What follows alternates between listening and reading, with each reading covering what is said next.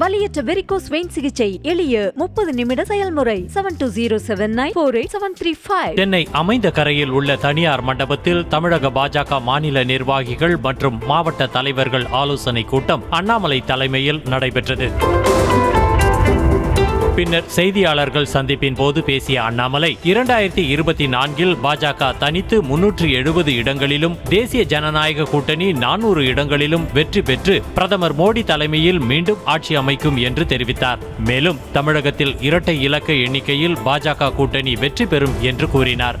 நாங்கள் இரட்டை இலக்கு என்பதிலே தெளிவாக இருக்கின்றோம். பாரதிய ஜனதா கட்சியும் தேசிய ஜனநாயக கூட்டணியும் சேர்ந்து பாரதிய ஜனதா கட்சி தனியாக எப்படி 2014 283, 2019 303, இந்த முறை 2024 மிகப்பெரிய எண்ணிக்கையோடு பாரதிய ஜனதா கட்சி, எங்களுடைய எண்ணிக்கை 370, பாரதிய ஜனதா கட்சி தேசிய ஜனநாயக கூட்டணிக்கு 400. அது நிச்சயமாக அந்த இலக்கை எட்டப் போகின்றோம். அதற்கான களச்சூழல் மிக தெளிவாக இருக்கிறது. மறைந்த முதலமைச்சர் ஜெயலலிதா தீவிரமான இந்துத்துவா தலைவர் என்று கூறிய அண்ணாமலை அயோத்தியில் ராமர் கோவில் கட்டுவதற்காக ஜெயலலிதா அதிமுக தொண்டர்களிடம் 20 லட்சம் கையெழுத்து பெற்றதாகவும் அவர் உயிருடன் இருந்திருந்தால் ராமர் கோவிலுக்கு முதல் நபராக சென்றிருப்பார் என்றும் அண்ணாமலை கூறினார்.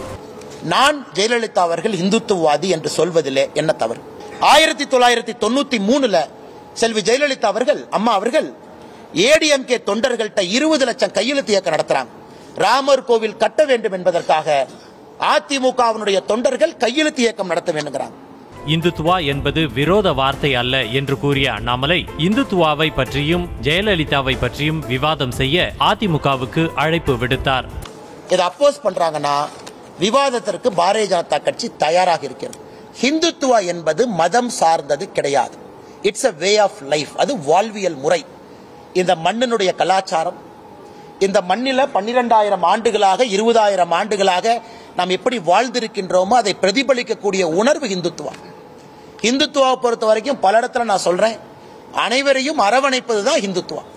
தமிழகத்தில் நாம் தமிழர் கட்சியை விட பாஜக அதிக வாக்குகள் பெற்றால் கட்சியை கலைத்து விடுவதாக சீமான் விடுத்த சவால் குறித்து பதிலளித்த அண்ணாமலை, சீமான் கட்சியை எல்லாம் கலைக்க வேண்டாம், அவரது குரல் தமிழகத்தில் ஒலிக்க வேண்டும் என்று கேட்டுக்கொண்டார். அவர் அரசியல் கட்சி நடத்துறாரு, நல்லா இருக்கட்டும். நான் அவரை கட்சி இழுத்து மூடுங்கலாம் நான் சொல்ல விரும்பல. இதே இதுக்கு முன்னாடி என்ன சொன்னாரு? மக்கள் நல கூட்டணியை விட ஒரு ஓட்டு அதிகமா வாங்குவேன். அண்ணன் யாரோ எடிட்டர் சரியா பிடிச்சாரு, கட்சியை கலைச்சிருவேன். கரெக்டா எலெக்ஷன் முடிஞ்சு 2016 கேட்டாங்க, நான் சொன்னேன், ஆனா என்ன அப்படின்னாரு. அதனால சீமான் அண்ணன் அந்த தர்ம சங்கடத்துல நான் விட விரும்பல. அவர் கட்சி நடத்தட்டும். தமிழகத்துல சீமான் அவருடைய குரல் முக்கியமான குரல், அந்த குரல் இருக்கணும். ஆனால் நான் விதண்டாவாதத்துக்கு இதுக்கு விவாதத்துக்கெல்லாம் வரல. வலியற்ற வெரிகோஸ் வெயின் சிகிச்சை எளிய 30 நிமிட செயல்முறை 7207948735. செய்திகளை உடனுக்குடனும் துல்லியமாகவும் தெரிந்து கொள்ள சப்ஸ்கிரைப் பண்ணுங்க.